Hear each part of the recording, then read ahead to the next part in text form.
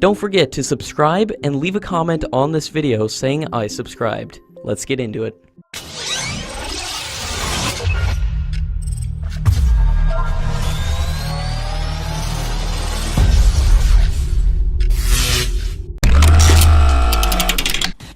As the Su-30 fighter jet is nearing the end of its production run, Hindustan Aeronautics Limited has proposed to build 40 more Su-30 aircraft to the Defence Ministry.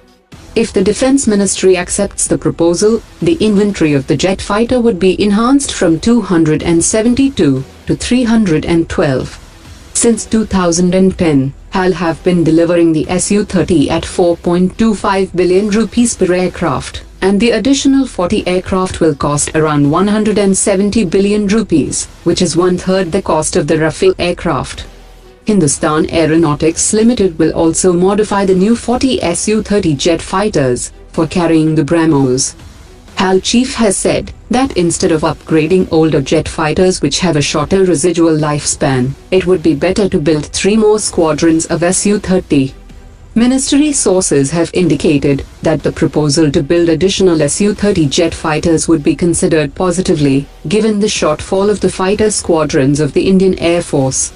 HAL and Sukhoi have also negotiated on the Super Sukhoi project, and Sukhoi has indicated that it wants a 50% share in the contract to upgrade the avionics, radar, glass cockpit displays, EW systems, warning systems and jammers. The avionics upgrade for the Su-30 would cost around 1 billion rupees per aircraft, placing the cost of upgrading 312 Su-30 jet fighters at 312 billion rupees. In its latest efforts to equip its artillery regiments with new systems, the Indian Army is finally moving towards procuring 814 of the mounted systems, a project that is worth about 15,750 crore rupees. The mounted system is part of the Army's 50,000 crore rupees field artillery rationalization plan, under which it seeks to equip the artillery regiments with a mix of about 3,000 systems by 2027. The Indian Army's quest to equip its infantry soldiers with modern rifles have suffered a setback this week, as 2 major manufacturers, Colt and Beretta, have pulled out of the contest.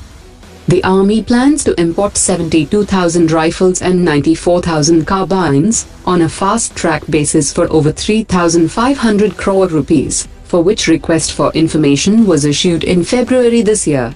2 of the largest manufacturers, FN Herstal of Belgium and Germany's Heckler & Koch, did not even participate in the tender.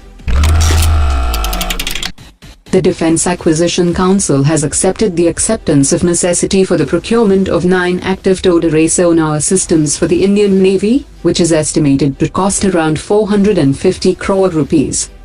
The equipment will be fitted on modern naval vessels and will enhance their submarine detection capabilities. According to latest reports, the governments of India and the US have made some progress on the launch system for the Indian Navy's next aircraft carrier, specifically for the electric-propelled latest electromagnetic aircraft launch system. The US is ready to power the EMALs with integrated electric propulsion, which will involve installation of giant capacitors for storage and discharge of power.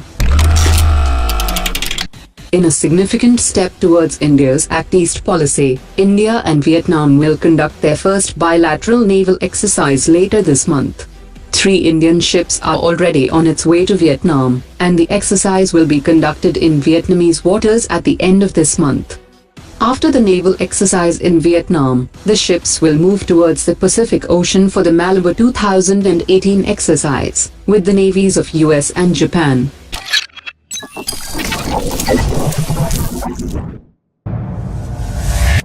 S-onar dropped it.